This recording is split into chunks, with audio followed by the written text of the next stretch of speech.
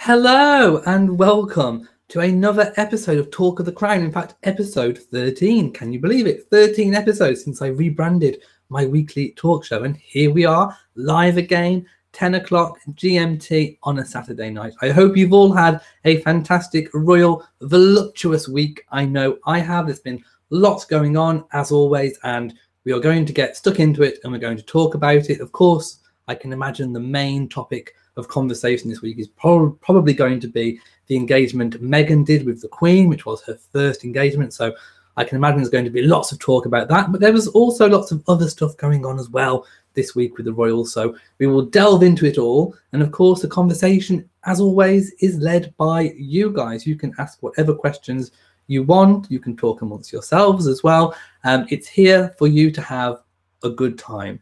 So usually, before a couple of weeks ago, I used to open the chat on the screen, but I have been doing it from my phone. So I can't actually preload the chat window. I have to actually wait until it comes up when I go live. So I'm just going to log on to it and see if I can get the actual conversation. So here we go. I think I found the chat and I want it live so that I can say hello to you all.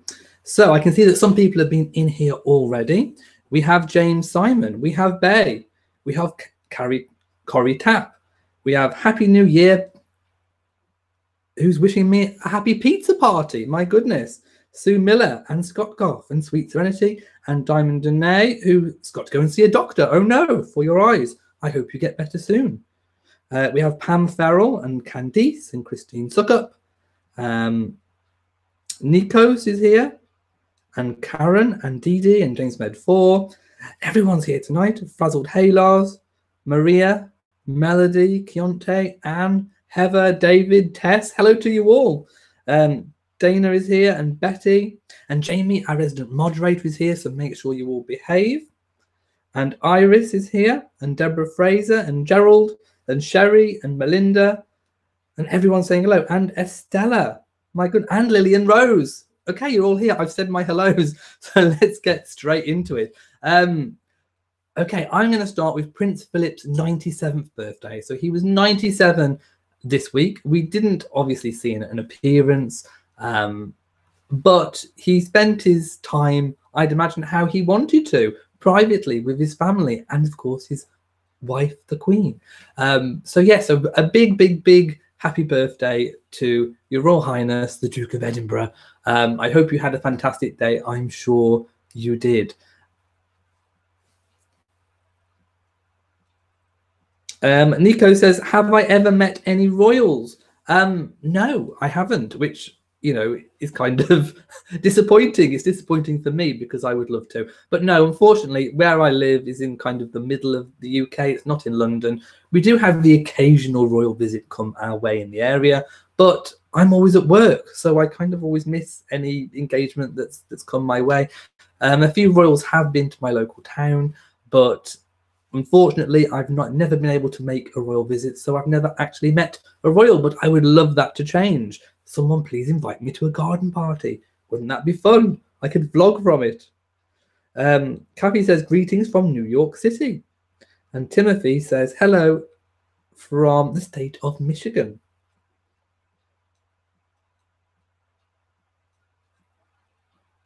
Jamie says he's 1 minute late. Couldn't stop God Save the Queen halfway through. No, you most definitely cannot. That would be like you're being a traitor. You could be sent to the tower. Hello to Wendy.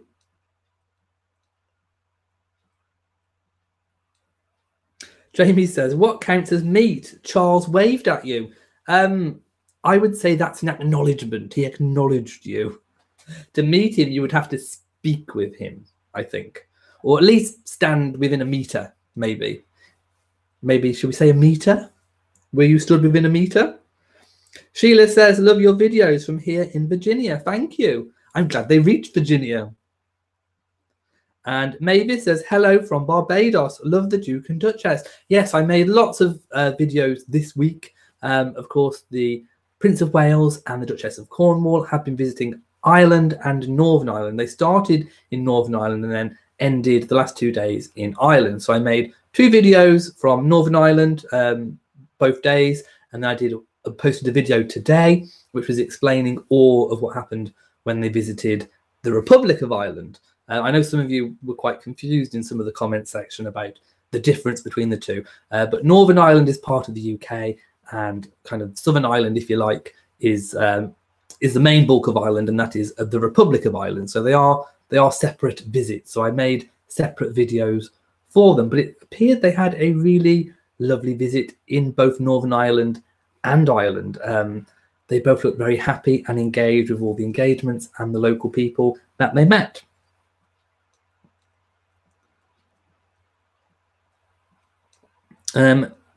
Jaman Whitfield says, hey, first time viewer, love the chat, I think you were going to say. Well, thank you and welcome to our live chat, which I do every single week, 10 o'clock of GMT, which is British time.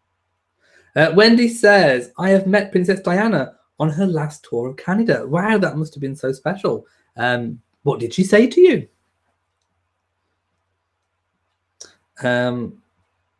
W says, if you at some point decided to add music to the opening of Talk of the Crown, what would likely be your song choice? Well, I would love to add God Save the Queen, but I have no idea how to do it. I literally don't. Okay, so this is broadcast through Hangouts on Air, which is kind of affiliated, I think, with YouTube. It's the software they have, which makes it easy for me to go live. I wouldn't say I'm a technophobe, but I'm not exactly experienced with technology in the way that some people are. I have absolutely no idea how you get intro music or outro music on a live Hangouts on Air chat. If anybody knows, please let me know in the comment section below a full list of instructions, and I will gladly add God Save the Queen as an intro to these chats. I would love to. I just literally don't know how to. And that is the honest answer. As you know, I'm always honest and open with you guys. And that is the answer. I literally don't know how to do it, but I would love to. I would love to do it.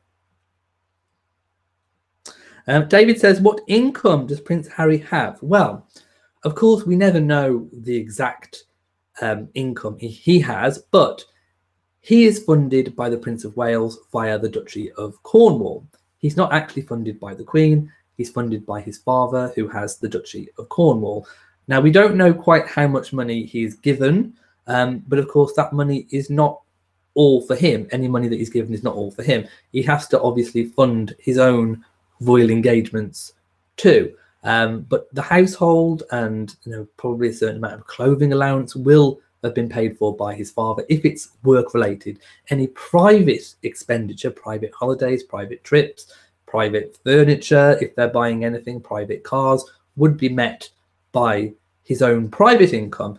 And we know a little bit more about his private income because, of course, he inherited money from his mother, the late Diana, Princess of Wales.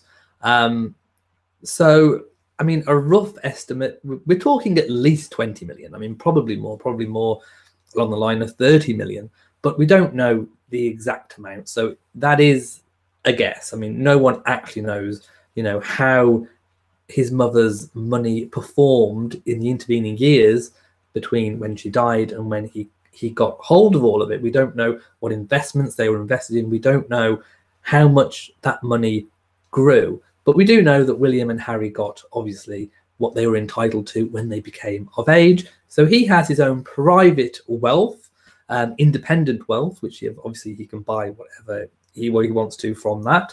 But any engagements are met via Prince Charles, the Prince of Wales.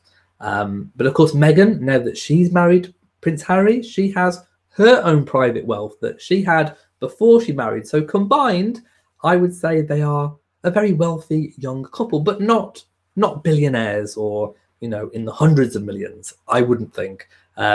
Probably, 35 million, 40 million pounds tops, I would say. But of course, we don't actually know. Hello to Marilyn and Claudia.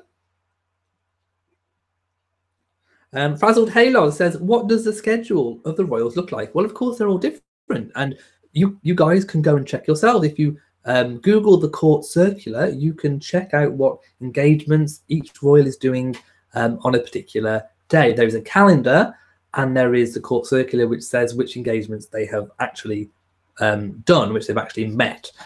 So you can kind of track what they do, but pretty much, you know, I try and cover a lot of the engagements that the royal family do on my channel. Usually, sometimes they have away days, so they are away for a whole day in a particular area. Let's just say in the UK, for example, an away day would have been when the Queen and Meghan went to Chester. So they stayed on the royal train overnight, and then they spent a whole day, or pretty much a whole day, in Chester, going from engagement to engagement. So they are quite full-on days. I mean, you know, people, I think, don't quite understand how exhausting it can be going from engagement to engagement, meeting people, making small talk. It's actually quite difficult. I mean, the Queen makes it look easy. She's experienced. Those are the sorts of tips that Meghan will have been picking up from the Queen on that trip. So it would have been a really big learning curve for Meghan. Then, of course, they have engagements where it could be a tour. So it could be a foreign tour of Australia or Canada, the US, anywhere in the Commonwealth, anywhere in the world. So they have tours, they have away days. Then they have individual engagements. So, for example, like when Catherine just goes to one place in London for one day, or William goes to one engagement, or it could be they have nothing in the day and then they have an evening engagement. So a royal schedule, a royal program isn't set. It's just whatever the engagement is, whatever the requirement is. And of course, foreign tours are undertaken on behalf of the UK government. So they are asked to do it. And of course, now the royal family is kind of deputizing a bit more for the Queen. The Queen doesn't do long haul overseas travel anymore. So the royal family are kind of spreading out, spreading their wings, and doing kind of a slow handover from the Queen, which I think is really good. And I hope that answers your question.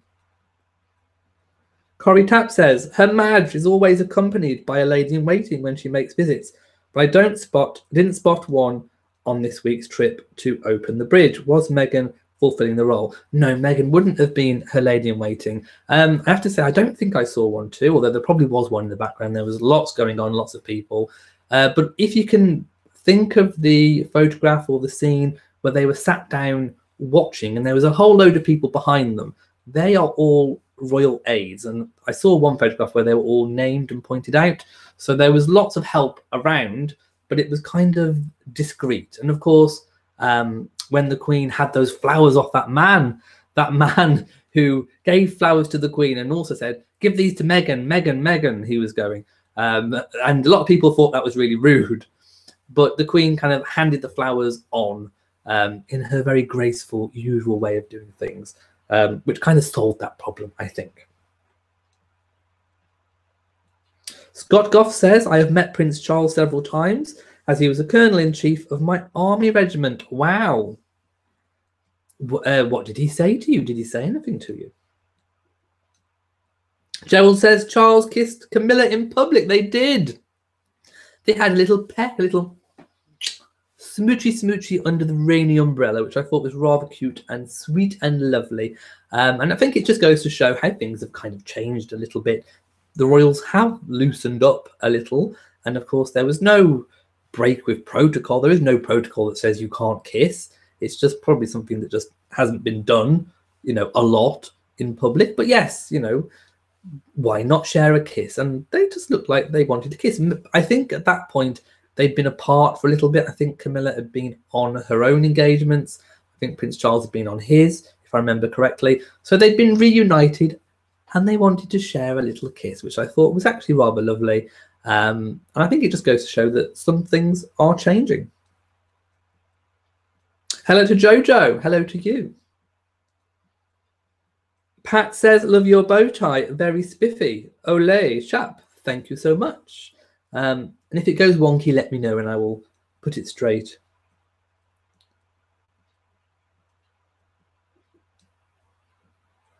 Bay says, I could not believe how rude the man was that told Her Majesty the Queen to give the flowers to Meghan. A lot of people thought he was rude, but I think he just wanted his flowers to go to Meghan. Jamie says, perfect explanation of Ireland. Was hoping you get it right going over that bumpy road. Okay, so some of my pronunciations, I've been told, in my Ireland videos perhaps we're a little bit off. Of course, when I see a place name, it's not always easy to get place names correct. So if I have made a few mispronunciations, I do apologize. But perhaps I should have a royal tour of Ireland myself. Then I would actually know how to pronounce these places. Because, of course, I haven't been everywhere. I don't know everywhere. But I would like to go. In fact, I would love to follow in the footsteps of some of these royal tours and actually go to the places that the royal family have been and see what a difference a royal visit made to that charity or that location or to those people, speak to the people they met, see, you know, if even a brief encounter with a royal made a difference. I would love to do that. That would be an amazing series for the channel. I would love to follow in the royal footsteps. Maybe when I get more time. Pam says, still makes me feel so sad to see Prince Charles not with Diana. Shirley says, here from beautiful South Mississippi. Got to say how proud I am of the Duchess Meghan. She really is beautiful and always has the sweetest smile. I think she's doing a good job. Of course, there was a little bit of confusion getting in and out of getting into a car. But I mean, those little things are things that you learn and things that, you know, she will brush up on and perfect. And I don't think the little mishap that happened would have even bothered the Queen at all. I mean, you know, the Queen knows that on that engagement she's teaching Meghan the ropes. So the Queen knew. And actually, if you looked at the footage, Meghan sort of didn't know where to go, whether to let the Queen in first or whether she should go first. So she actually did the sensible thing. She asked the Queen, and I think some lip readers kind of got it. They said that she was saying, "What is your preference?" Which is actually a really sensible thing to do if you actually don't know what is your preference. And the Queen wanted Meghan to go in first because the Queen obviously likes to sit in a particular spot. She doesn't want to be behind the driver, I believe. But usually it is, now this probably is a protocol. It is a kind of a protocol for the other person accompanying the Queen to go around the other side. And in one footage, Meghan did kind of do that, but then she realized that the Queen had actually shuffled across. So then she went back and got in. So the Queen just made it easy for Meghan. She was, I mean, obviously the Queen was in a very good mood. She was smiling all the time and laughing. So the Queen noticed there was a little problem, and the Queen just, you know, completely non-fussy, she just shifted over, which I thought was really accommodating for Meghan. And not, you know, tried to save Meghan a little bit of embarrassment. But I don't think Meghan's got anything really to be embarrassed about. It was just a little tiny, you know, it was a learning curve. And I think the Queen, you know, the Queen knows that Meghan is learning. And I think that's good.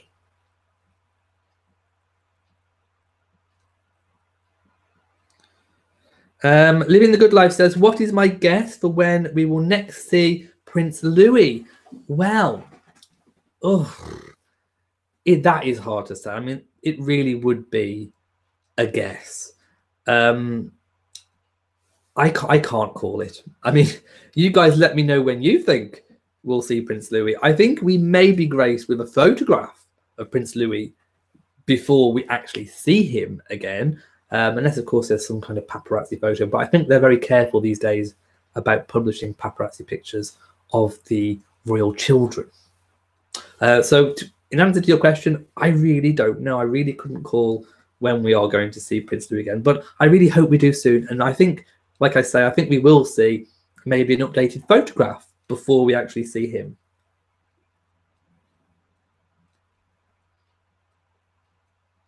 Heather says, I love that I can be part of a group who loves the royal family as much as I do.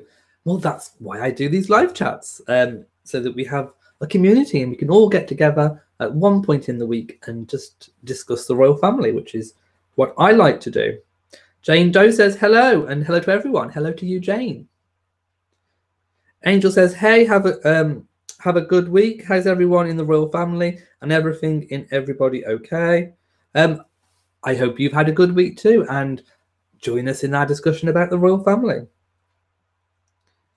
Jamie says, well, I'm a bit disadvantaged when it comes to meeting Diana because you're too young.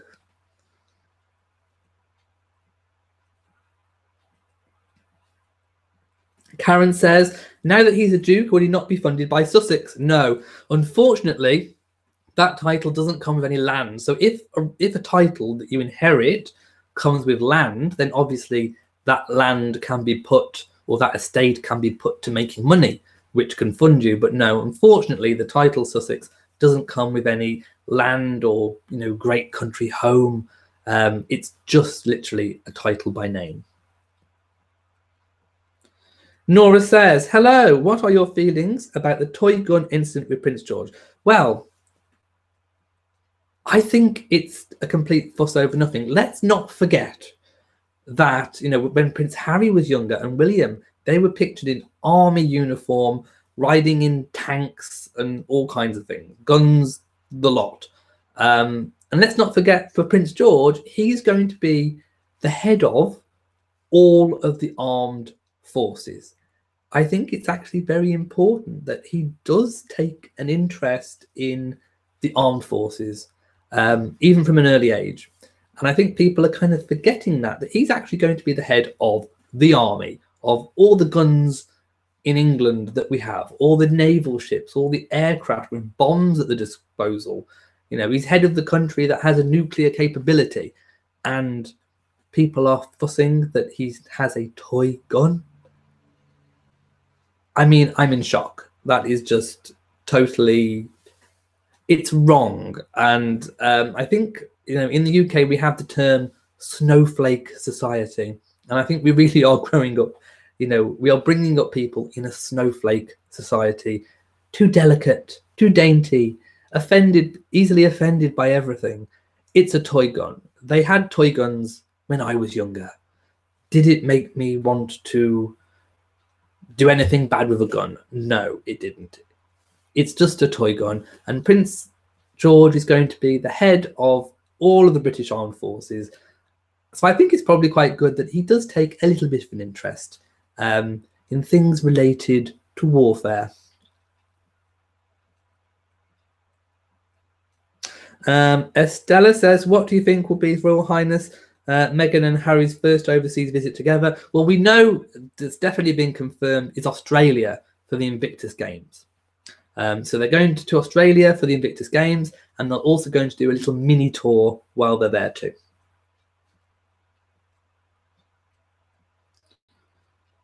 Do I know if Meghan's mother has moved to London?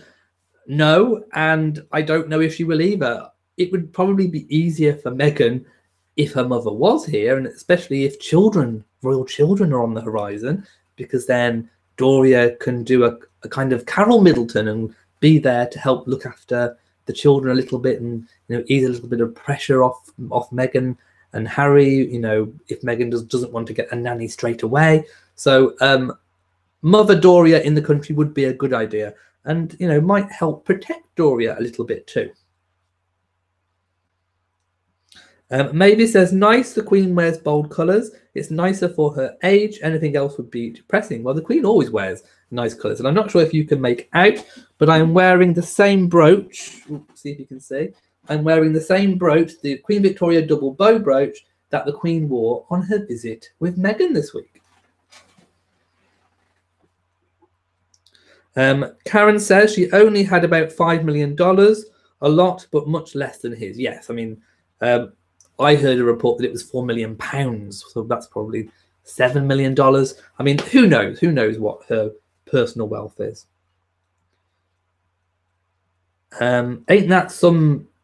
And then a word says, Elliot, do you think the royal family is far wealthier than what is officially reported? It's very hard to know how much the royal family are worth, because, of course, a lot of their wealthy possessions are things like paintings and jewelry, estates, lots of things that are quite difficult and tricky to value. In terms of, cash in the bank, we know the Queen has her own personal portfolio. We don't count the wealth of the Crown Estate. We don't count the wealth of the Royal Collection, because that is held in trust by the Queen for the nation. But personal wealth, we don't necessarily know. We know, well, an estimate of the Queen's wealth is, around about 350, 370 million, which is still quite a lot of personal wealth.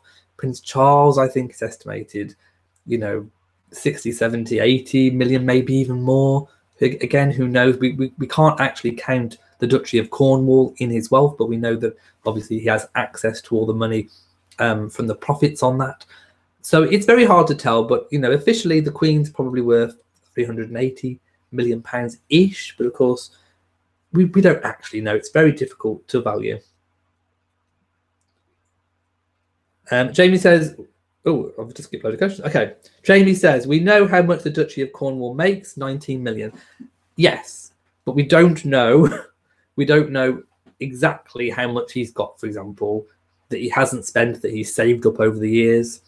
We know when he got divorced, it was about 19 million pounds, and that was in, way back, in the mid-90s.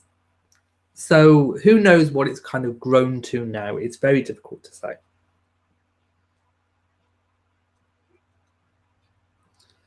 Hello to Nikki. Sue Miller says, the nearest my mum came to meeting the royal family was when they came to Cape Town just after the war. My dad pushed my mum up a tree so that she could see the convoy go past. Wow, what a story to tell. Heather says, I adored the trip Her Majesty the Queen and Meghan took on the royal train. You could feel the lightheartedness between the two of them. They both looked so happy, and the Queen was really smiling. I mean, it was a genuine, real smile of affection. I think the Queen liked the fact that she was teaching Meghan. She did the same for Catherine. She had an away day with Catherine.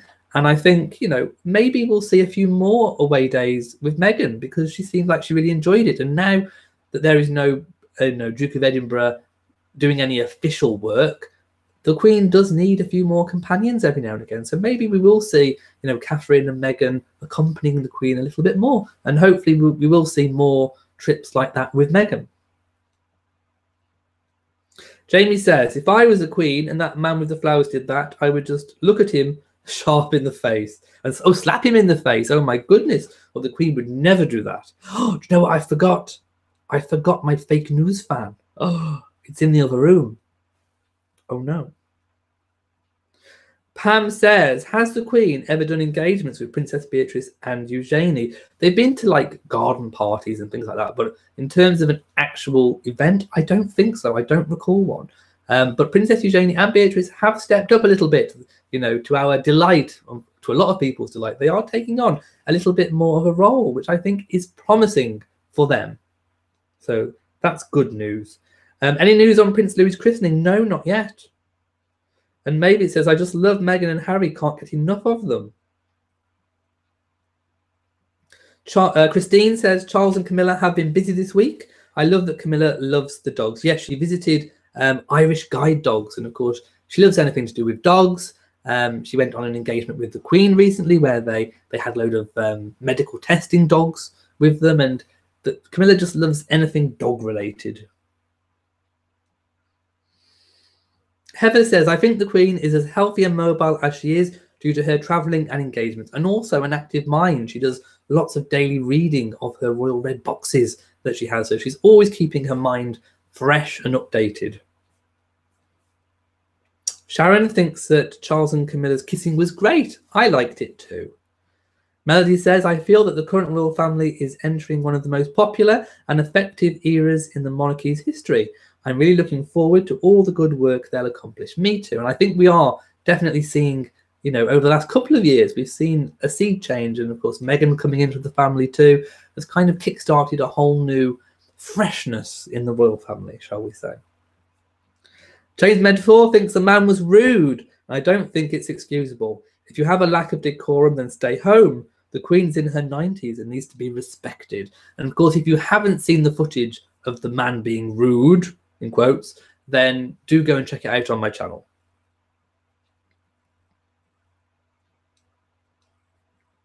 Jeff says, didn't you love the lime green colour on the Queen? Yes, and of course it wasn't as lime green as the green screen outfit that I think we saw during one of the Trooping the Colour years. My goodness, that green screen outfit. But yes, the lime green was a lovely shade, I have to agree. Gerald wants to slap the flower guy. She is the Queen. You don't do that. Sue Miller says, have you ever thought about doing a monthly feature of royal recipes? A guest chef to recreate a version of royal favourite dishes, then royal watchers can also make it. I have a cookbook, but cooking isn't one of my strong points, I have to say. But I do have a book called The Royal Cookbook, and there are recipes that I would like to try. And I keep saying when I have more time, but those of you who watch regularly know that I have a full-time job. So it's hard enough just keeping up with all of the royal engagements that are happening. But I have a list as long as my elbow, literally, of things that I would love to do if I had the time to do it. If I was able to give up my day job and just focus on this, there are so many things that I would love to do. And, you know, royal cooking, royal recipes is on my list. It's something that I would love to do. But again, it's just down to having the time to do it. Dana says, people don't realise in the USA it's Britain's ally and how this marriage reflects this recognition. Yes, I mean, it is kind of a physical embodiment of the union between the two countries. I don't think Harry set out to do that on purpose. He didn't look out to find, you know, a union of nations, but it's just worked out that way. And I think it is a fine example of two countries coming together that have always supported each other. And I think that's a really good thing. Heather says, I was glad to see Prince Charles and Camilla, the Duchess of Cornwall, share a kiss. Hopefully, the little public displays of affection will be more to come throughout the family. I don't think we're going to see the Queen doing it, but yes, amongst the younger royals, it's a way forward, and I think, you know, we will see a lot more affection. Of course, Diana kickstarted it with all the hugging and the touching. In fact, a few years ago, we saw Prince Charles kiss a boy who ran to him, and it was a lovely thing. And I think we will, like I say, I think we have seen a bit of a sea change, and that's going to kind of keep going, I think. Gerald says she'll learn the ropes. I agree. Countess Bavaria says, yes, she will. Everyone is awkward at first. Mavis thinks she's doing very well. Jamie says the Queen is always behind the driver in every car. I kind of thought that she wasn't, but maybe she is on reflection. I'll have to check. But anyway, the Queen has her preference, whatever it might be, and Meghan found it out. And certainly what we do know is the Queen doesn't mind shifting across a seat to let someone in. It's just one of those things. And yes, the Queen and Meghan seem to have a wonderful time, Sharon. Hello to Susan, who's just joined us. Kempo says, hi, who am I speaking to? I'm from Trinidad. You're speaking to the Royal Reviewer on YouTube. Dee says, Harry and Meghan Mania has really boosted your US-based subscribers. I love how we are all coming together from all over the world. Keep up the great work. Yes, my subscribers have gone through the roof.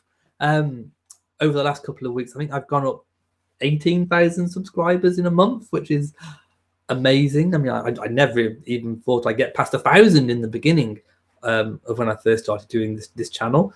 So it's amazing. Yes, certainly a lot of royal events, the wedding, Trooping the Colour, Meghan's first engagement, have all kind of fueled the growth of my channel, which is really, really good, because it indicates that people around the world are interested in the royal family and these kind of set piece events. But also I hope people are enjoying the day-to-day activities of the royal family too, which hopefully I'm bringing to you in a way that you can easily access, whoever you are and wherever you are. Jamie says, missed 2 minutes of the chat there when you said, I've been told my pronunciation of Ireland made me choke on my drink. Yes, Ireland is Ireland. How else are you supposed to say Ireland? I-R-E-L-A-N-D. Ireland. I'm sure I'm phonetically correct on that one.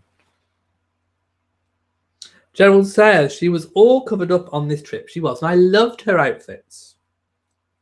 Okay. Oh my goodness, I have had a live chat, super chat donation to the channel. Let me see the comment. Hang on. So if anyone who donates a super chat comment, I'm not sure if you can see it on your screen, but that means that I can straight away see your comment amongst everyone else's, amongst all the comments. It just pops up in front of me. The person hasn't wanted to give me a comment, but it's from M. So thank you to M. Thank you for your continued support for the channel. I really do appreciate it. So thank you so much. David says, so tell us why Queen Elizabeth gave Meghan an invitation to travel with her, only her. Is this a sign that the Queen likes Meghan?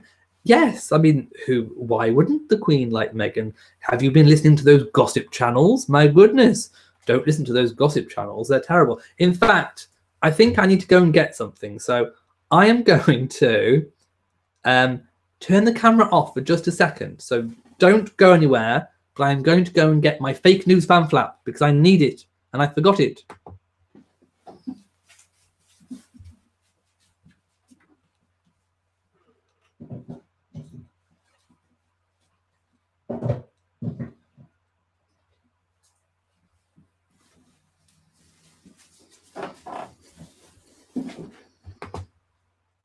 And I'm back. There we go. I missed you, my fan. I love it. So yes. Any news that you've heard of the Queen not liking Meghan is fake news. Because did it look like someone who didn't like Meghan?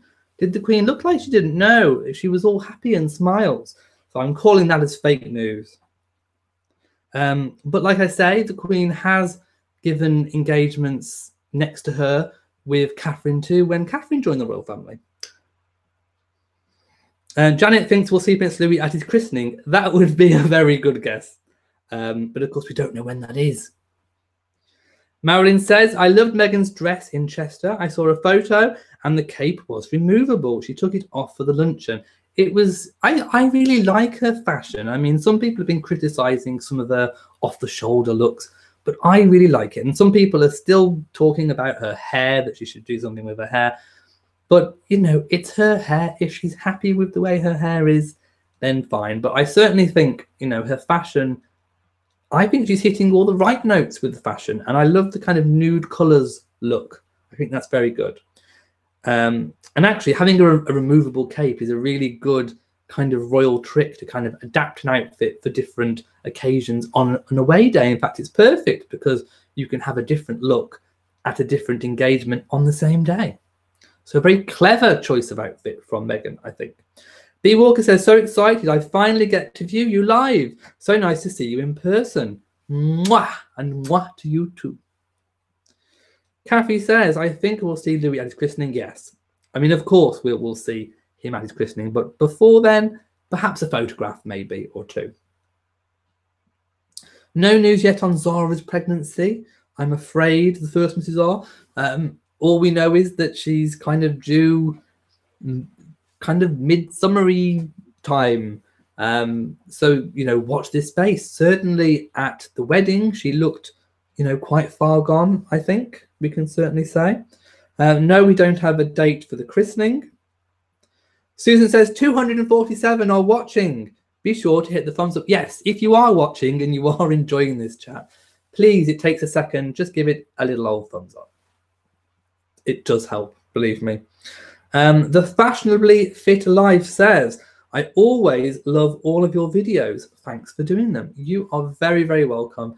And of course, I love making the videos daily. Of course, sometimes I upload multiple times daily.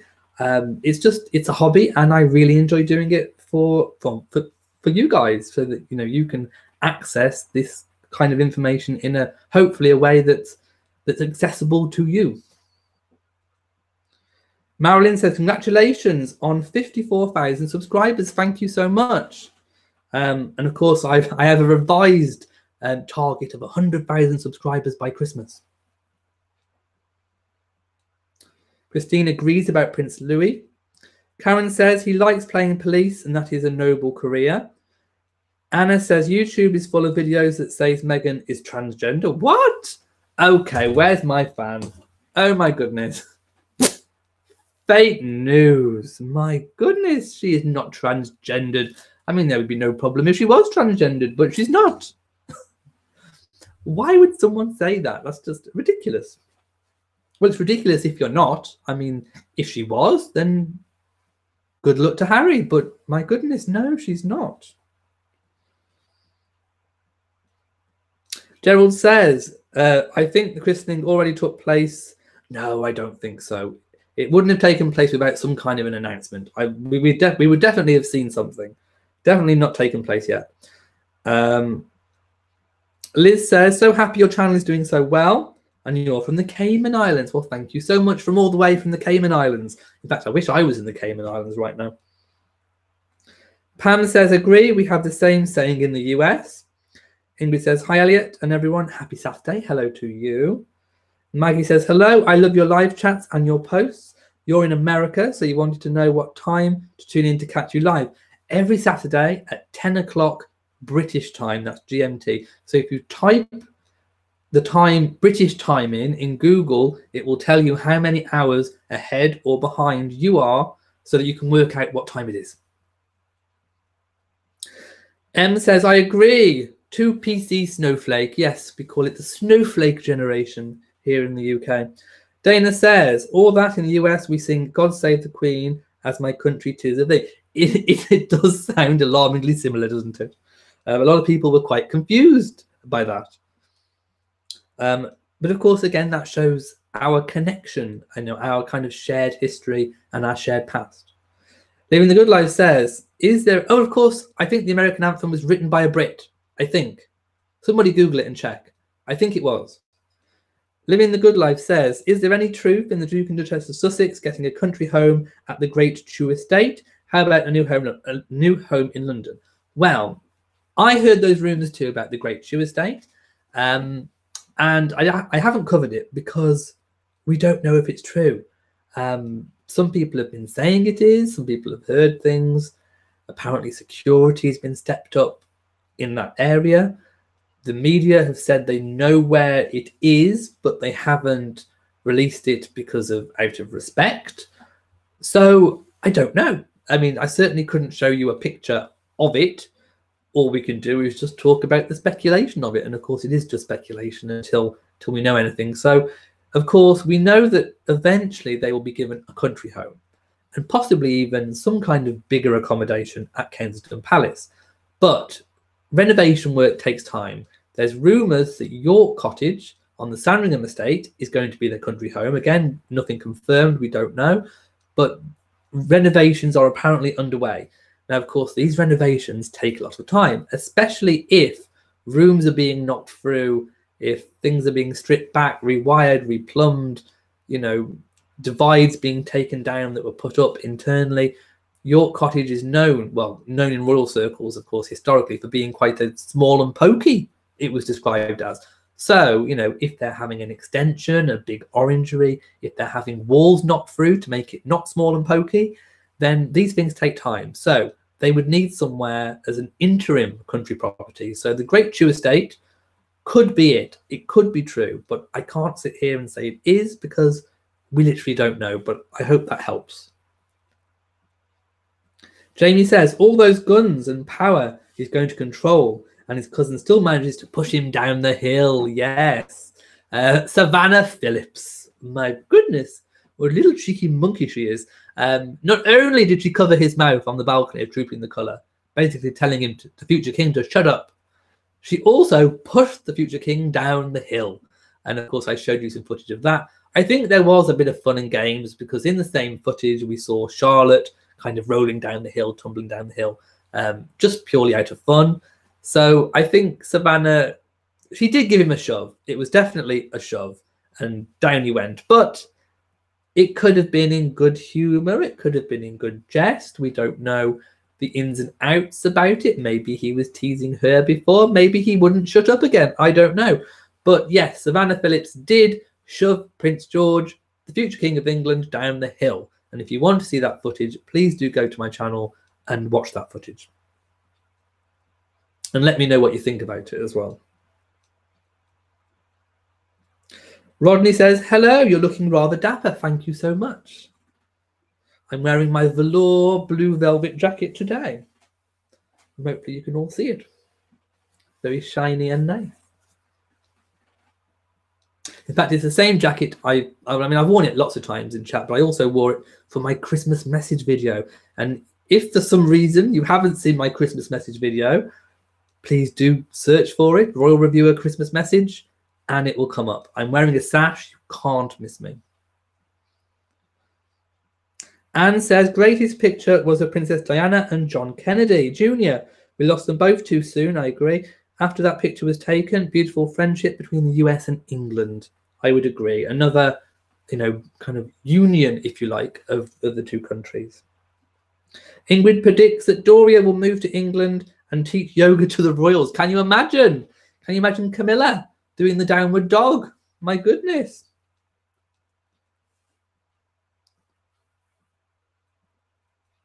Candice says, I have 254 people watching. Just went 25 minutes into the chat. Wow.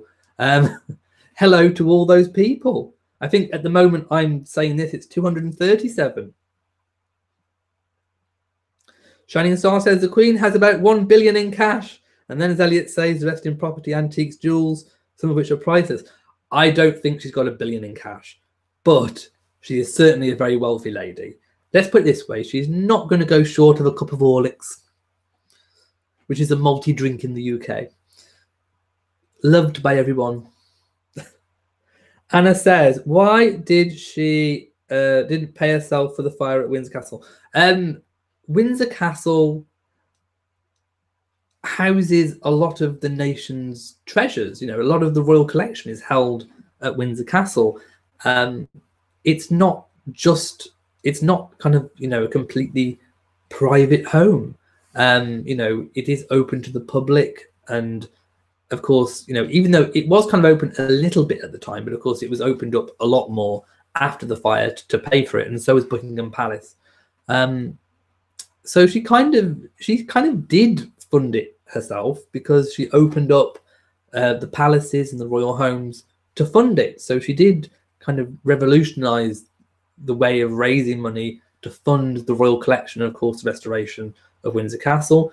Around that time, the Queen was already in talks to pay tax. Let's not forget.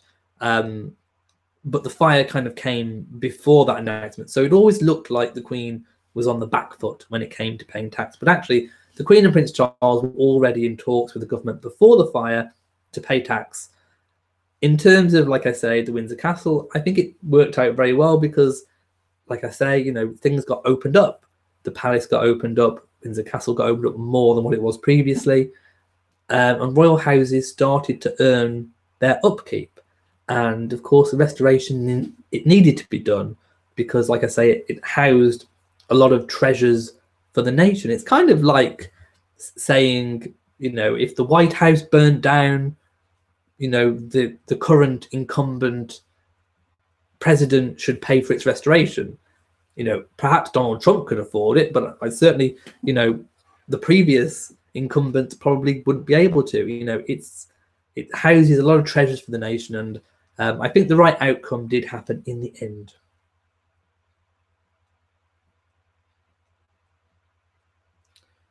Sonia says, children have been playing toy guns and games for centuries. Look around any playground and you will still find children using anything they pick up as imaginary gun. Society is just getting too ridiculous and too PC. I would agree with you there.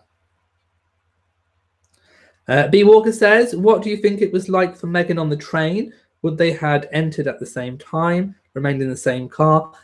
Yes, I would imagine so. But of course, because it was an overnight sleeper, so that means the train would have kind of like pulled up on the track, stopped, it would have been guarded, and they would have slept the night, of course, in their own carriages. And then, they would have eaten together in the royal dining carriage and maybe lounged a little bit in the evening. The Queen may have gone off to do some red boxes, that kind of thing. Meghan would have relaxed and chilled, probably spoken to Harry on the phone, probably stressing about the day ahead. The Queen would have, of course, given Meghan some tips, and then the train would have pulled off and arrived in Chester, dead on time, for the start of the engagements. Deborah says, did the Queen give Harry and Meghan a house for a wedding present? We think possibly York Cottage, but we're not entirely sure. We'll have to wait for confirmation on that. DD says, you must get your fake news fan. Well, I just did. Jamie says, my great-granddad saw the Prince of Wales, later Edward VII, when he visited Galway in 1903.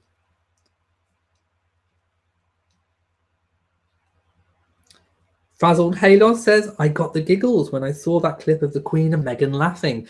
They certainly couldn't keep the smiles off their faces. They were very animated and very much enjoying each other's company.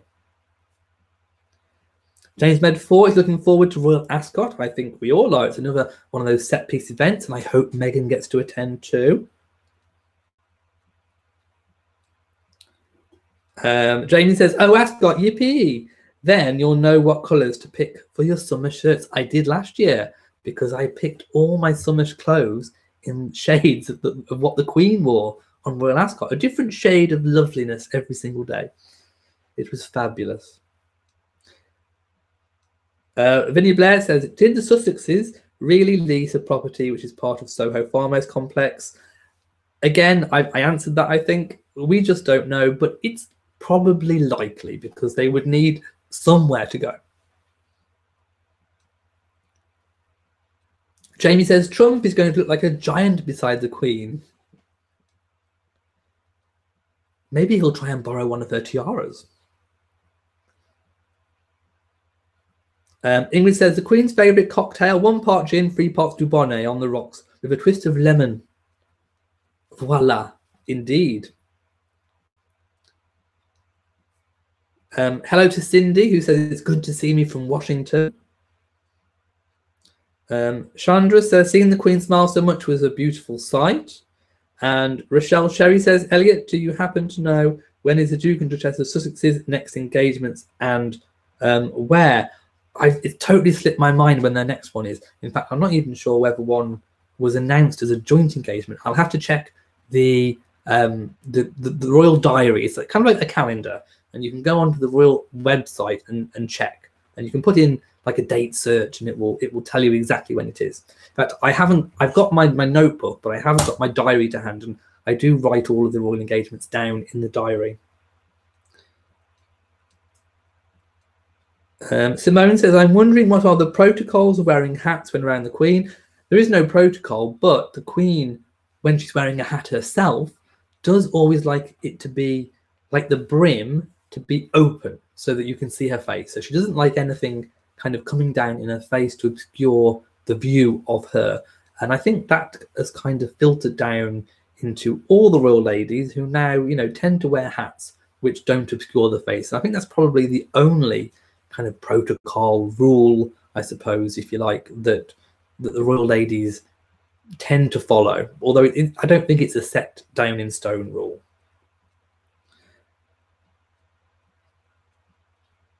Green says, I love watching your videos, they are wonderful, thank you so much for watching. I like the Crown on Netflix. This is in response to Ain't That's comment, but in terms of the comedy series The Windsors, I think it's very heavily biased towards Republican feelings, so I don't really like it, I must say. Josephine Young says, I'm listening to USA and UK rock. They do great partners together. Dabita says, was watching the performance with the children and noticed neither the Queen or the Duchess of Sussex clapped at the end while others were clapping. Is there a protocol on clapping? I don't remember the bit about the clapping. I'll have to go and check. But perhaps Meghan was following the Queen's lead. The Queen doesn't always clap.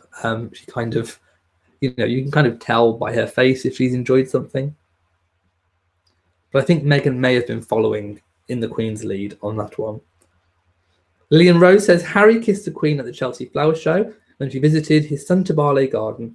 I always remember that gorgeous photo. He did indeed. And of course, like I say, there is this kind of seed change going on where it's okay to show emotion and it's okay to talk about your feelings. Ingrid says, that's so nice of you, Em, of course, for the donation to the channel. Thank you so much. I will have to think about something. Maybe I can buy a new piece of equipment with it for the channel. I know I've been looking at some new lighting stands and things. So perhaps I will put it towards that. So thank you so much again. Sheila Bloom says, there are so many lies on YouTube concerning Meghan, hateful and mean. And not just Meghan, many people believe these videos.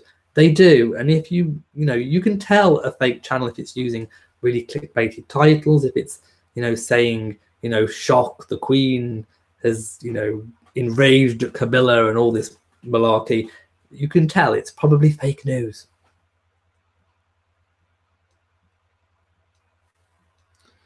Candice Bavaria says, you are right, Sheila Bloom. The titles are usually wrong for starters. First Minister says, fake news ban for the win. Kathy G says, love your channel. Hello from Fort Lauderdale. You have made me a royal fan. Wow. I'm happy to have helped and obliged. B. Walker says, I love how your content is always informative and never critical or mean. That's why I adore you so much. Congrats on experiencing the growth with the Royal Union. Love for all. Thank you so much. And thanks for watching and subscribing. And yes, I agree, Karen, there are loads of pictures of Catherine's hair blowing in the wind too. It's just people trying to cause drama. Shining Star says, I find the comments about Meghan's hair really insensitive. Black afro hair has a mind of its own and is often trying to deal with. I think people need to be aware of that. I'm sure if to Meghan, and of course I think it has to come from Meghan herself, if she is finding that her hair is a problem at certain events with wind, then it's up to her to if she's got a problem to try and solve it. But I certainly don't think she has to. I mean, a gust of wind is expected in the UK, and we do have these gusts of wind that can just take your hair and blow it all over the place. I basically concrete mine down so that doesn't happen. Susan says, be sure to hit the thumbs up. Please do. Vinny says, yeah, for the fake news fan. Gerald can't wait till Prince Harry and Meghan have a baby. Neither can I. Pam Farrell can never believe what reports come out about the royal family unless I hear it from me. Thank you so much. I'm really pleased and glad that you trust me so much. Frazzled Halos has given me a thumbs up. Countess Bavaria says, we have the hat thing now too. She didn't wear a hat in Chester, and a whole wagon load of criticism is occurring, when in fact Kate rarely wears a hat either, or rather Catherine. It depends. I mean, sometimes an event warrants a hat, sometimes it doesn't. Sometimes an individual might choose to wear one, sometimes they might not want to. It depends on what they're doing with their hair, what the occasion is, what the the dress code is. Lots of things, go into whether they should wear a hat or not. The First Nizar says, I want to know who the savages are who give these chats a thumb down. I don't know, but I don't really care. Hello to Kazia from South Africa. Hello to you. Olivia thinks the haters are full of hate. I think they are. Heidi just subscribed. Thank you so much, Heidi. Natalie says, I like Meghan's pearl earrings. I hope to see Meghan and Catherine do engagements together. There was some talk that perhaps the Queen had bought Meghan those pearl earrings, pearl and diamond, I might say. Again, we don't know, nothing confirmed, but yes, they are certainly lovely earrings. And, well, actually, when I say nothing confirmed, I read somewhere that someone had said the Buckingham Palace had confirmed, but I wasn't sure if they had, because I couldn't find anything from Buckingham Palace to say that they had confirmed it. So in my mind, I'm still not entirely sure. But, hey, whoever bought Meghan the earrings, they're a lovely pair of earrings. And it would be nice if it was from the Queen. Right, Rochelle says, what was the flower guy thinking? You didn't even get to order strangers around, let alone the Queen of England. I don't know what he was thinking. I think he just wanted his flowers to go to Meghan. Liz says, Savannah Phillips seems to be a bit of a cheeky monkey. She pushed George down the hill at the polo match. She did indeed. And we spoke about it before. It could have been for all kinds of reasons. But she certainly is very familiar with Prince George. Cooper First says, hello from Chicago. Always love your videos. Thank you so much. Pamela says, your channel is growing because you are wonderful. Best wishes from the US. Oh my goodness, all these compliments. Thank you so much. Genuinely, I do appreciate all the viewers and all the time people spend giving me that thumbs up, sharing on social media, leaving me a comment. It all really does help. Hello to Soliarda222.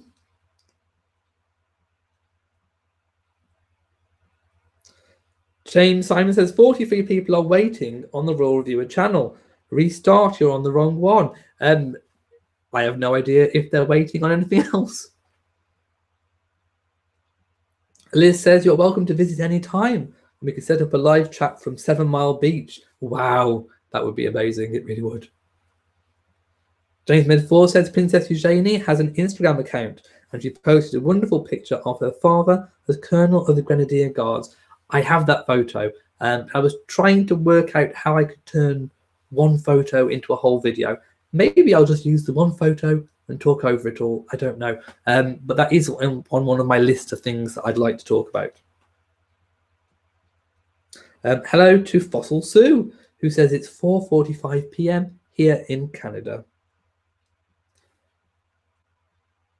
Shining Star says, oh dear, agreed. She needs to find a good Afro hairstylist and then they can come up with some hairstyles that mirror her for relaxed hairstyle, but allow her to have more control. I mean, again, I'm not an expert on hair, but I think it's just up to Meghan on what she's comfortable with and what she's comfortable with doing. Olivia says, I never heard anyone asking how much Catherine is worth before marrying the prince. Well, of course, not as much as Meghan. Meghan has come to the royal table. I would probably say one of the wealthier royal brides in recent times. Certainly, probably more independent wealth than the Queen Mother had, more independent wealth than Diana had, more independent wealth than Camilla had, more independent wealth than Catherine had. So actually, she's brought quite a lot to the table, I think. Corrie Tapp says it's lovely that you gave up your Saturday evenings for us fans. Isn't that a sacrifice on your part? It must put a crimp in your social life. I enjoy doing it, so it's no problem. And I like, I mean, sometimes I do take weeks off if I've really got something going on. I always take a Saturday off for Eurovision because I love Eurovision. And, if I am going out somewhere, then I will, either reschedule the chat to a Friday or, sometimes I'll put it off until the next week. But I will always let you know beforehand if a chat is going to be cancelled. But pretty much I keep up to all of them. There's not many that I've missed, I would say, in a year period. I'm going to skip a few questions because I think I'm quite behind in terms of comments because I've been talking too much. Gerald says, will Harry and Meghan move into Diana's rooms at the palace? I think it's possible when the extension's been built under the orange tree. Some people have said they're going to get apartment 1, but I don't think so. I think apartment 1 is just being renovated. I don't think it's going to be vacated for Harry and Meghan. I think it's always going to be on the cards for Diana's apartments, but again, we'll have to wait and see. It's one of those things.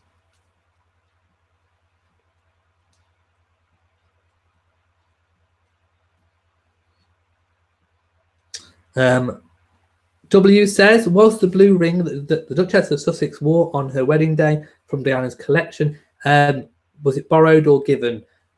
I think it was given because there is, obviously, we know, a vast collection of Diana's jewellery that was divided between, William and Harry. We know that Catherine has worn some of those pieces or been given some of those pieces. It's now Harry's turn, and although we don't know if it was a gift or borrowed, I would imagine that it was a gift. I would imagine it was a personal wedding gift from Harry to Meghan, and she looked really stunning in that ring. And to be perfectly honest, I don't think that ring was Catherine's style. I think it kind of, I think the ring would have, if you get what I mean, the ring would have worn Catherine, and I think Meghan wore the ring. And she made it look really, really good. So I think it was definitely a good choice. And hopefully, we'll get to see Meghan in more of Diana's jewels. And hopefully, it'll be ones that really do suit her. And I think we'll see Meghan wearing them at the appropriate time for the appropriate occasion. Maggie says, Prince William did not look happy when Savannah put her hand over Prince George's mouth. I'm not sure about the look. It was kind of a look, a downward look, almost like he was seeing what was going on, but didn't really want to correct anything, hoping it would just go away. Perhaps he was even remembering, what fun he used to have with his brother and how, little mischievous things they used to get up to. Who knows what he was thinking? It was one of those looks that's quite hard to read. Vinnie Blair says, Meghan has been in charge of her hair for 36 years. She had perfect hair on Suits and she doesn't need any help. She just has a kind of nervous habit of touching her hair. Understandable that she's a little bit nervous, I think. Karen says, I'm going to visit Ireland and Scotland next summer and hope to make it to the June 15th Trooping the Colour in London as well. Good luck on that. Jamie says, that white Labrador in Ireland was so cute and the puppy she was holding wasn't too bad either. Lovely.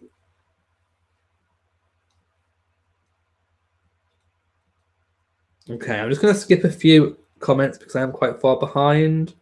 B. Walker is going. Goodbye to you.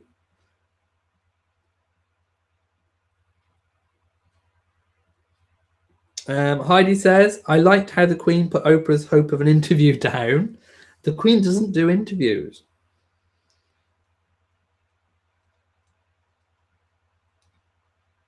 Scott Duff says, the TV network should employ me as a royal correspondent. I would love that, and I'm very open to any offers if anyone's watching. Karen says, what do I mean by red boxes? Red boxes, they're the boxes that the Queen has that's full of paperwork from the government, and she goes through them every single day. And wherever she is, I think apart from Christmas, I think Christmas is the only day she has off, these red boxes come from Parliament, from the government, and she reads them, and anything that needs signing, she signs them. So she knows exactly what's going on with the country, basically.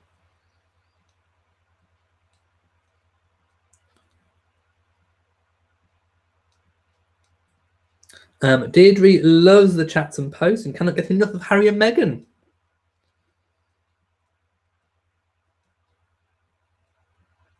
Jamie says, fabulous fingers haven't featured in a while.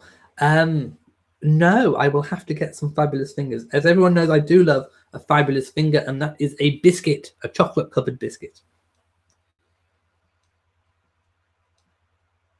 RN, a proud progressive, says, I cannot wait to see Harry and Meghan's little red-headed pretty babies. Who knows what colour hair they're going to have, but I think they'll certainly look cute.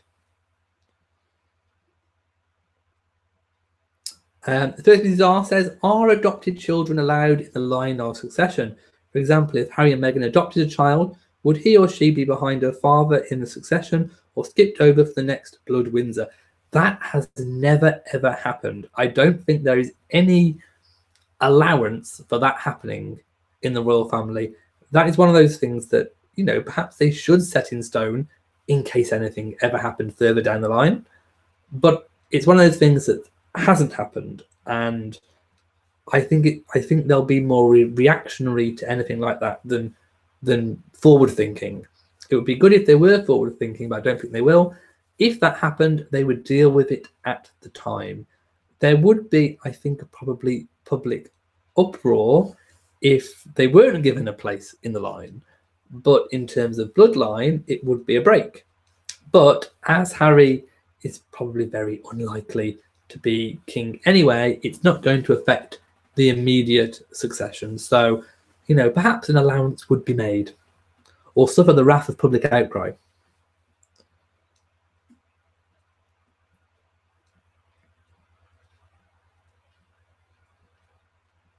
Okay, I'm just skipping through a few questions. If I've missed yours, I am very sorry. Odia says, lighting, good idea. We have to get you out of the bathroom. Well, it's actually my kitchen. But sometimes I have made videos from the bathroom because it has my mirror that's all lit up. Jamie says, it's absolutely okay to show emotion. Mental health should not be underestimated. I agree. As the Royal Foundation has been promoting for the last couple of years now.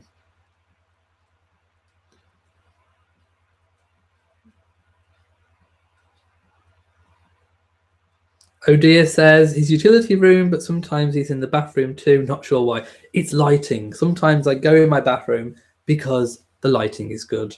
And I live in old kind of small cottage, and sometimes the lighting is just absolutely terrible when it's daytime. Deborah says, did I make a proper tea video yet? I'm waiting for that. Don't want to miss it because you're a big tea drinker. No, I haven't, because again, it's one of those things that's on my list that I haven't had the time to complete. But reminding me of tea, I made one so that I stop getting a dry throat when I'm doing all this talking. So I'm going to take a sip. Now this is a new bag that I have. It's a herbal tea, I think, and I haven't tried it before. So here we go. This is live on camera, me tasting a new bag for the first time.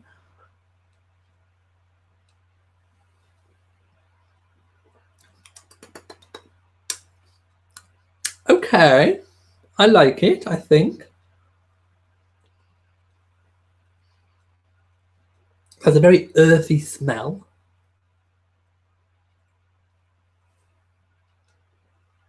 Okay, I like it. I'll show you what it is. I've got the bag in my cupboard because, of course, I am in my kitchen. I will show you what it is.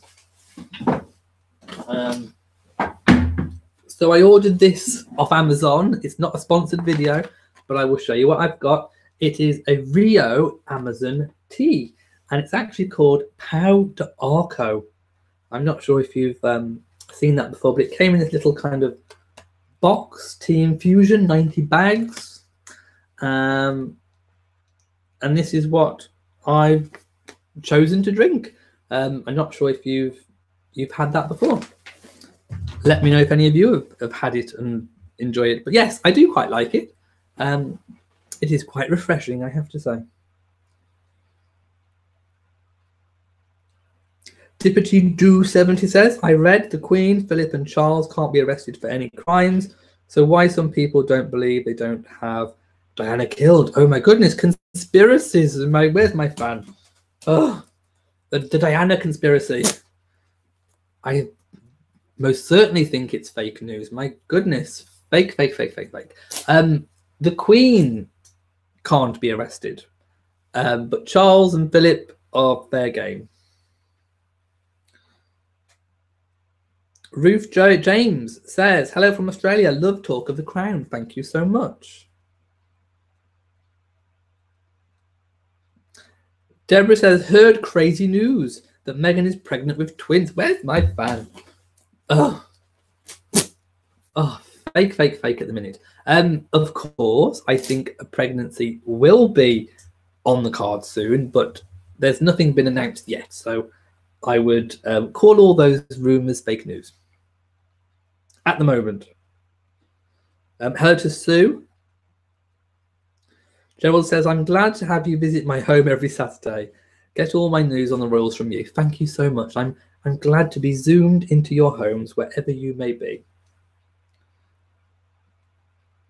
Jamie says, all these compliments tonight. I better chip in. One is amused. Thank you. Dee Dee says, my only issue with Meghan's hair is how often she touches it. Probably a nervous tick, like Harry touching his chest or stomach. Hopefully they will work on that.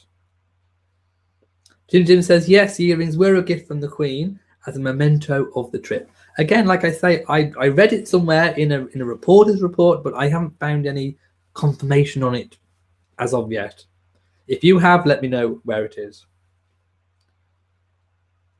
Candice saw William, Catherine and George and Charlotte when they came to Victoria in 2016. Wow, what an experience.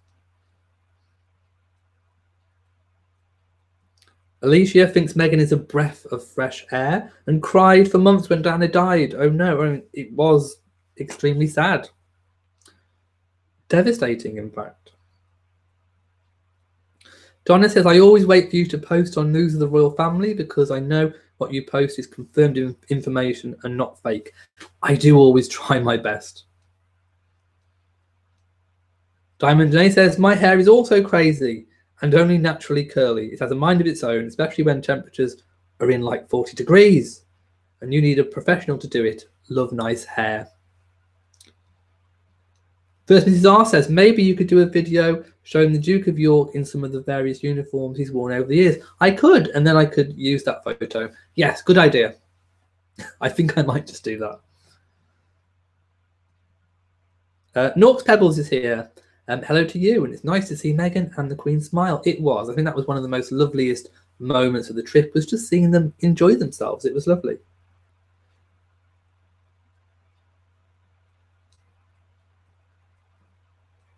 Keontae says, hi Elliot, a lie will make it around the world in a day, especially with the internet era, when the truth hasn't made it to the front. Unfortunately, people rather believe lies as opposed to the facts. Yes, that's true. Certainly lots of YouTube videos that are putting out lies that get lots of views and hits. It's quite disparaging sometimes. Do we have a list of Diana's jewellery? No, but we do know what she's worn in public. I mean, that's probably the only definition we do have, is the things we've already seen her wearing. But she may have had lots of private jewellery that we haven't seen.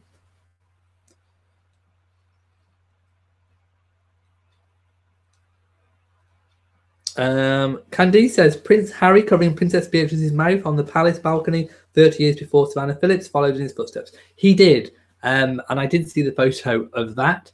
So yes, it's happened before, 30 years ago, and it's happened now. I think it's just, we're in the internet era, and things just go viral very, very quickly, and lots of people have an opinion on something that they probably wouldn't have ever had access to 30 years ago.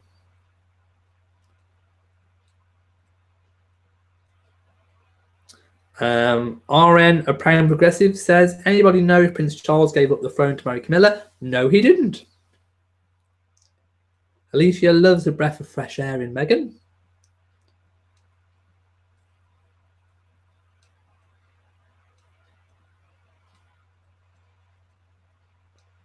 Jamie says, I'd imagine the rules which stop Catherine from becoming Queen Regnant would apply to the adopted child. I would imagine so. But in terms of being in the line, it may cause a bit of controversy if it wasn't. W says, when will the Duchess of Sussex's wedding gown be on display and where? Could be next year. Possibly for the Buckingham Palace exhibition next year, I would imagine. Of course, no confirmation on that. When they do, they will make a big spectacle of it. But I would imagine it would be round about that time. So maybe next year. We can look forward perhaps to next year.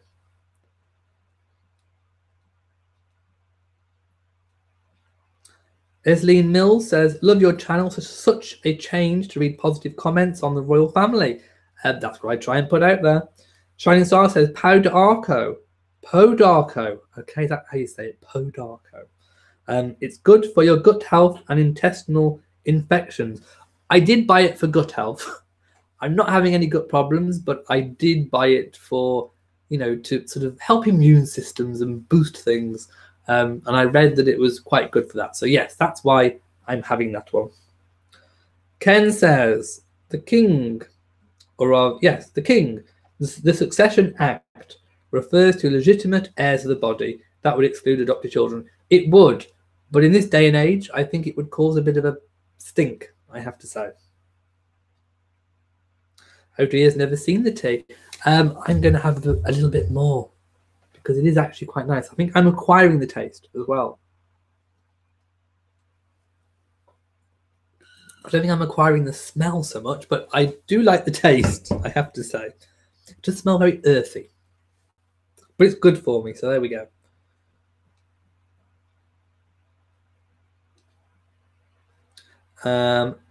Ain't That says, what happens when the Queen is no longer able to effectively assume her role as head of state, yet still living? Will she still be trotted out for state occasions? If she's unable to perform her duties, the Regency Act will come into effect and Prince Charles will be appointed Prince Regent, and effectively the Queen will just go into retirement.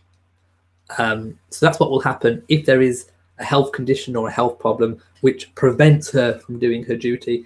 If there isn't one coming and the Queen kind of goes on like her mother did, sound of mind, sound of body, I mean, obviously, not as able of body, but certainly, not debilitated, then she will just carry on as monarch and, increase her deputizations amongst the family. Okay, a proud progressive says, love your channel too. You are so funny and informative. We'll be tuning in weekly. Also like the positive comments. So tired of mean, nasty comments about the royals. Me too. And I'm more than annoyed at all the fakery and the fake news out there. There's just so much, and it can be tiresome. It can be bothering. I feel like I spend a lot of my time just trying to correct all the stuff that's out there that's just fake. It can get you down at times. Candice says the world cried when Diana died. They did indeed.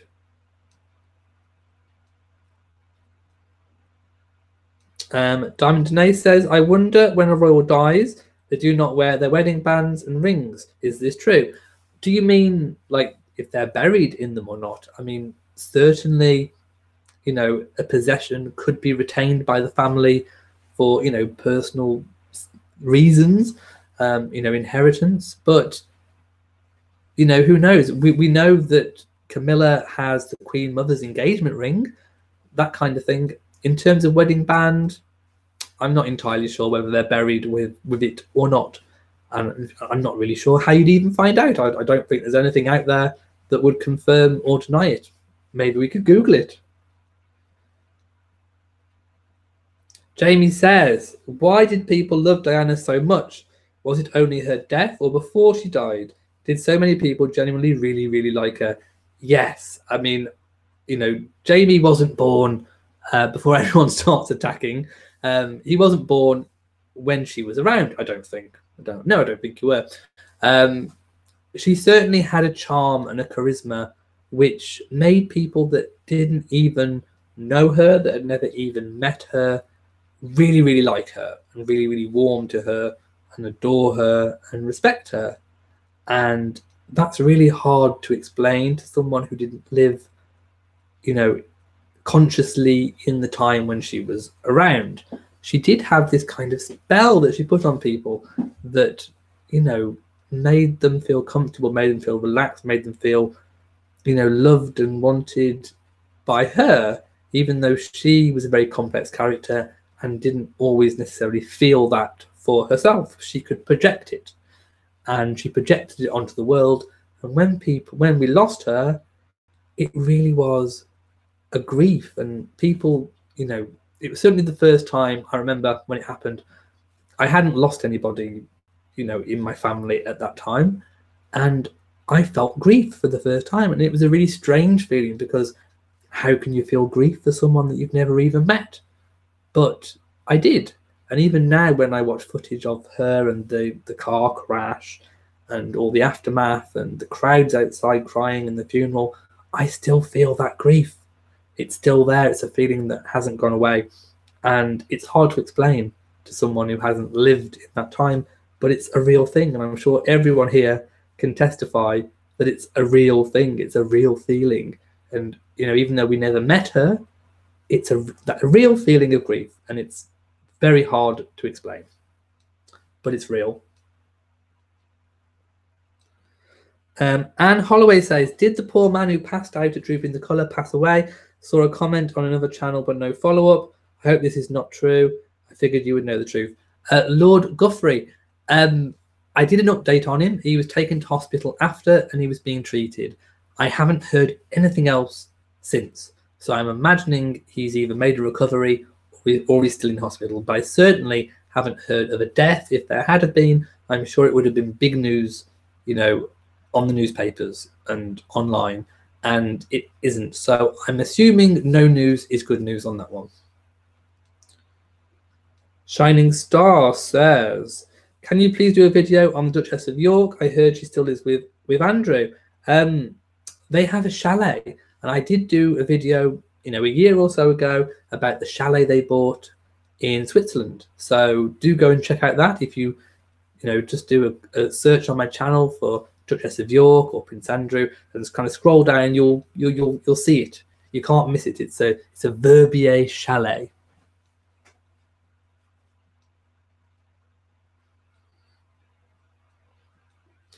Vinny says, if Meghan were pregnant, they would not be going to Tonga and Fiji in October because Zika virus is so bad there. Fake news. It's a plan that they go there, but if something happens in the intervening time, plans can be changed, plans can be postponed.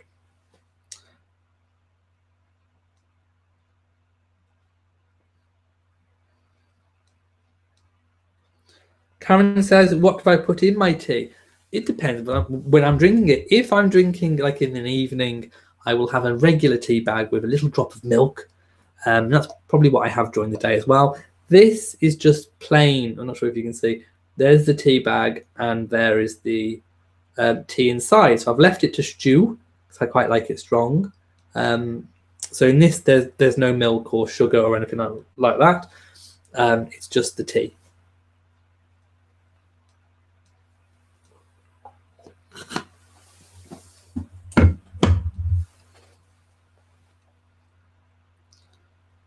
Okay, Shining Star says legally legitimate heirs does include adopted children. They just have to choose who they inherit from, i.e., they inherit the title, then cannot inherit from natural parents.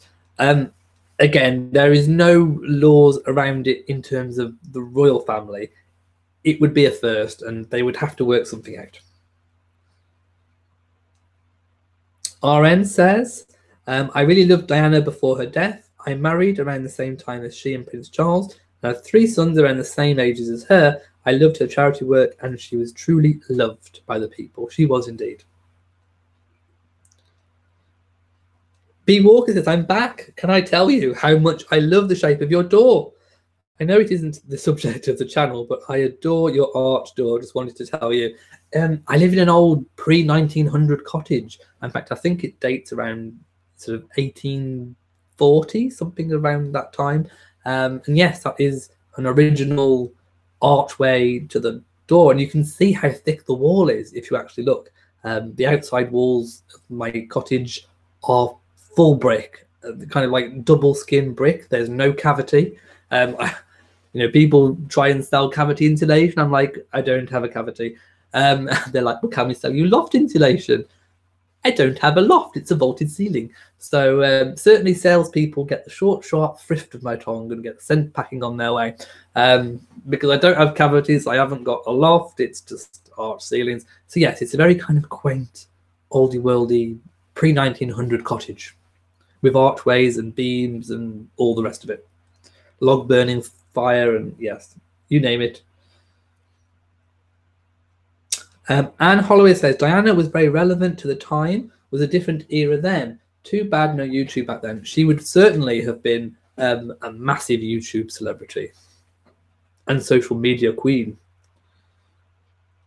Gerald says, will the Queen retire to let Charles be king? Nope. Nope. We aren't going to see any of that. Sandy says, maybe you could do a tea show, all the sides and pastries. I kind of want to do a tea party. I was gifted from my Amazon wish list a lovely selection of royal teas, which I definitely want to make their loose tea. And I really want to do a kind of like a sampling of those. I've still got them. They haven't gone away. They're on my list. And when I get more time to do it, I would love to do a tea party, shall we say, with cucumber sandwiches, the lot, Victoria sponges, everything. A proper tea party. How about that?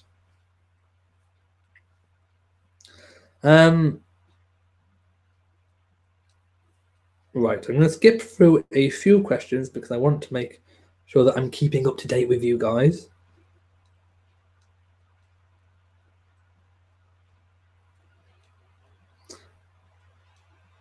Okay. Bo Rivers says, the flower guy had 2 bouquets, one for the Queen, the other for Meghan.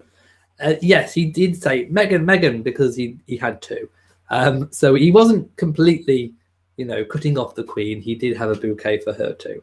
Jamie says, I'm not very emotional when it comes to Diana. I just grew up knowing her as just a past princess, like the kings and queens of history. You hear of, I guess I know if anything happens to the Queen. Yes, you will probably feel the same when the Queen eventually passes. But it was even worse with Diana because she was so young and it was so unexpected.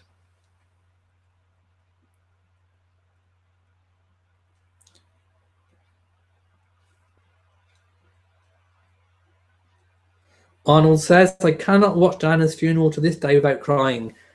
I feel the same way. It just kind of stirs something, and it brings back all those memories and all those feelings that I had at the time back in 1997.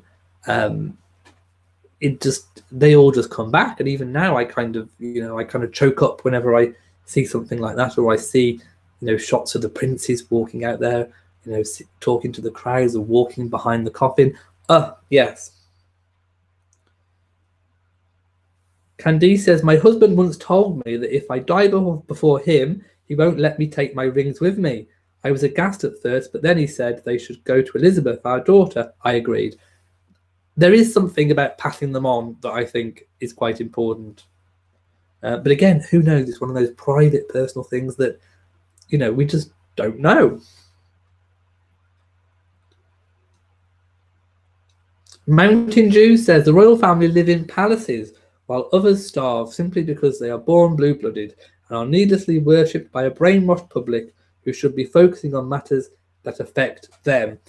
I think what we also have to remember is how much work is done on behalf of the nation by the royal family and indeed for charity. Prince Charles alone, if you take the Prince's Trust, generates a few hundred million, I think it's 100 and maybe like 150 something million a year for charity to help young people, young disadvantaged people have a better life. Without the royal family, there wouldn't be any of that. Without the royal family, the palaces would still have to be maintained. There would still have to be overseas tours taken on behalf of, well, it would be government ministers doing it. And believe you me, they would be charging an absolute bomb in expenses and all the rest of it. They would not be cheaper. They would be far more expensive. Just look at, for example, in the US, how much a president costs when they travel. They have the car shipped over and everything. It's an awful lot of money. The royal family actually perform all this important work on behalf of the nation cheap. We actually get such a good value. Without the royal family, all that stuff would still have to be done. The expenses would still have to be met, and it would not be cheaper because you would have people taking advantage, making a lot more money out of it than what the royal family are. And in fact, the royal family do not even take a wage. So I completely disagree with that comment. Sonia Boyd says, brilliant explanation on Diana and the worldwide grief. She was the most iconic woman of her time and gave the monarchy life and shaped the modernization of the monarchy today. And we are still feeling the effects of Diana today. Without Diana, Harry and William would not have been able to marry their partners who they chose.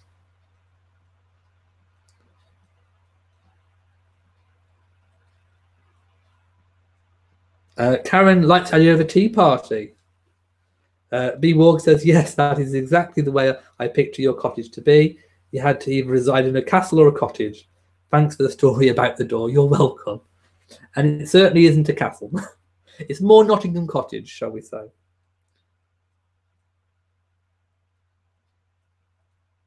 Lots of people liking the idea of a tea party.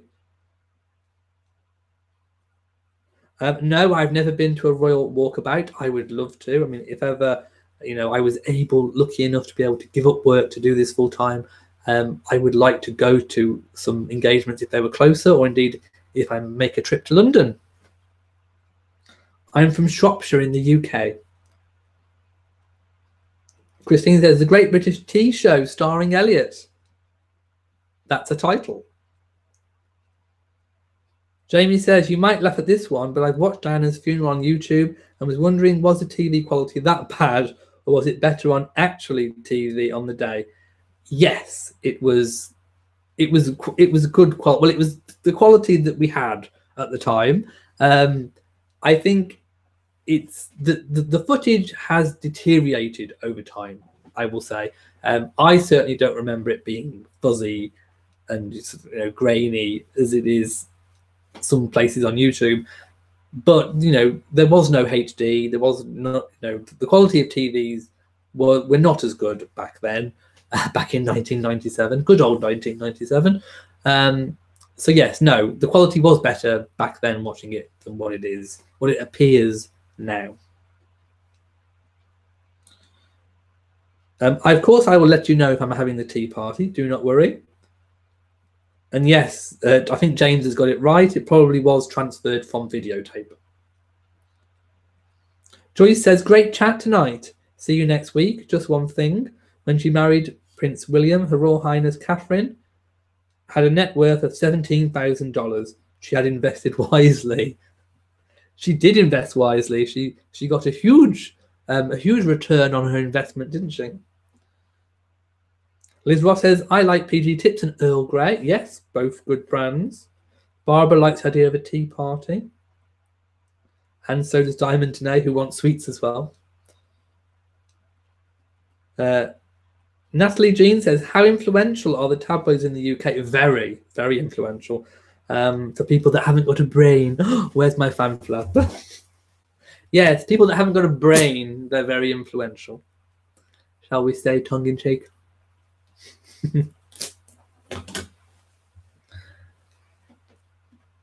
I'm very good at spotting all the rubbish in the tabloids.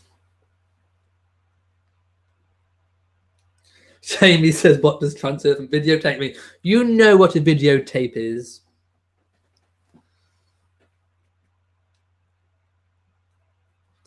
B. Walker says, we in the US have a bad history of tea part. Oh my goodness, you do, don't you? Yes. Perhaps you have heard about Boston, but I am game. I won't have a Boston tea party. I'll have a royal tea party. Cindy says, Elliot, is there or was there any issue or truth that the royal family that you disagree with? What type of issue? I mean, I think, any issue that comes up, I always talk about here. I'm not quite sure. There's nothing on the tip of my brain that I can think of immediately that we haven't discussed already, I suppose. Rodney says, can't wait for next Saturday. Looking forward to another chat and many blessings to you all. RN says, this is my first time on your live chat. Love it. Thank you so much. I do these weekly. There's a whole backlog of them, so you can watch them back. There's loads of them. I've been doing them for about a year and a half, 18 months. Every single week, so there's loads to go back on.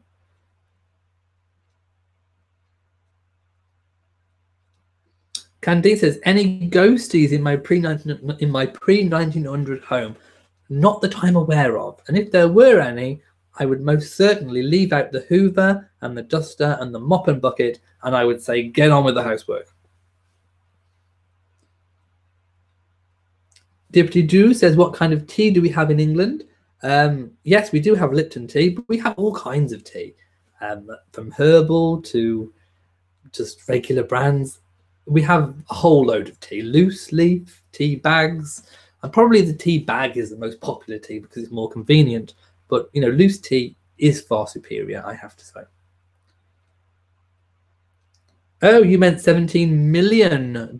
I don't think Catherine was worth $17 million. Her parents aren't even worth $17 million.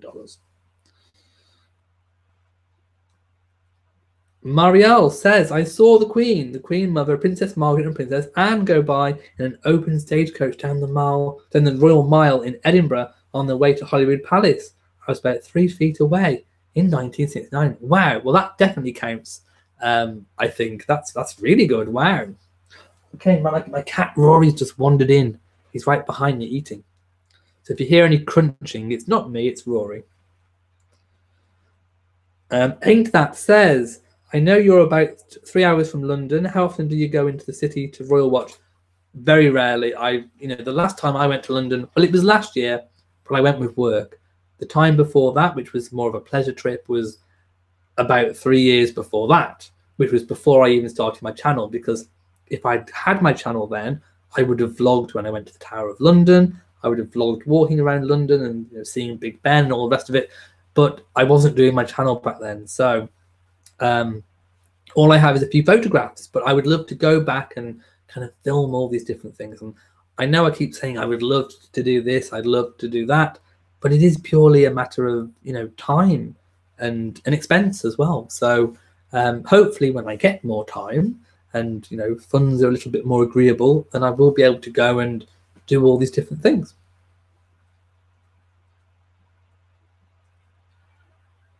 Jamie says, videotape is the square thing, aren't they like DVDs? But what does it mean transferred? A videotape is like, well, it is like a roll of tape inside a plastic casing with kind of turning wheels, and it went into a video recorder or a video player. You could record on video too. Very special feature, I have to say. And you can transfer what's on the videotape onto DVD if you've got the right thing to transfer it. Don't ask me how, but you can. Tipty-Doo says the same as me. Oh, you've got to have sugar and ice. Oh, there's iced tea as well. I do like iced tea.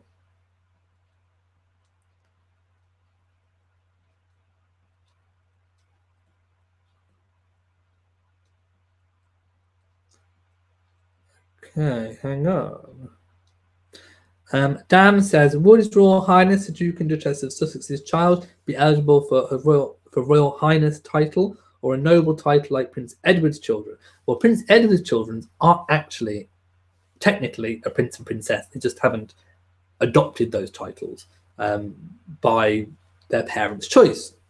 Harry and Meghan's children will be styled and titled that of the children of a Duke and Duchess, so Lord and Lady, until Prince Charles comes to the throne. Because as soon as Prince Charles is king, then Harry's children will be grandchildren of the king, and therefore they will be entitled to be prince and princess in their own right. So they will then be elevated from Lord or Lady to Prince or Princess, unless when Harry has children, or if and when they have children, the Queen intervenes and writes letters patent, kind of changes things so that all great-grandchildren of the monarch are entitled to Prince and Princess title that are descendants of Prince Charles. So she could issue letters patent, or she could just wait for the natural order to take place. We'll have to wait and see. Deborah says, great idea, tea party. I learned lots of tea brands have awful chemicals in them. You can look up which don't have them. In the UK, we have quite high standards of adherence when it comes to chemicals and things because of EU regulations. So I think anything really bad probably wouldn't be in our tea, but it is always good to check just in case, I think.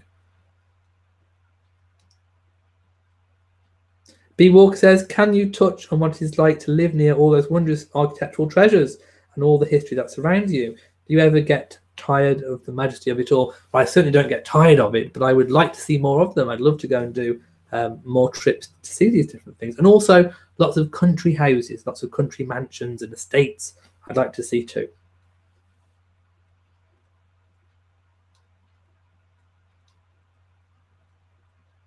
Lillian Rose still has a video player, and you had to clean the heads. Some people still use their video players. I know it might be hard to believe, but they most certainly do. Okay, so I think this is probably a good place for me to round up. So I'm going to look at my list, if there's anything that we haven't spoken about. I've mentioned Lord Guthrie. We have done pretty much everything. I was going to mention Facebook. So for those of you who know, I do have a small social media presence on Facebook. And I've learned recently that if you post a YouTube link in Facebook and someone clicks on your video and views it from Facebook, the views don't count on your YouTube channel. I don't know why. It's because Google and YouTube and Facebook don't get on. So Facebook has done something to the links when people post them in Facebook, which means that the views don't register when people click on the links. So I'm not going to be posting as many video links in Facebook. So if you're noticing a drop off in posts in Facebook, you know why. It's because basically they're just not counting. And I, for one, am not going to be part of a Google and Facebook dispute. Count me out. So although I'll still maintain a presence there, I won't be posting links about whenever I upload a video. I might just do a photo and say, you know, here's a video on this. Come to the channel and check it out. So I will be changing how I'm doing that until, of course, Facebook and Google resolve the issue, whatever it might be. They probably never will. So if you're wondering what's happening there, that's what's happening. So I would like to wish you all a very, very, very good week. I will be here next week live 10 o'clock GMT. So from me in Shropshire, goodbye.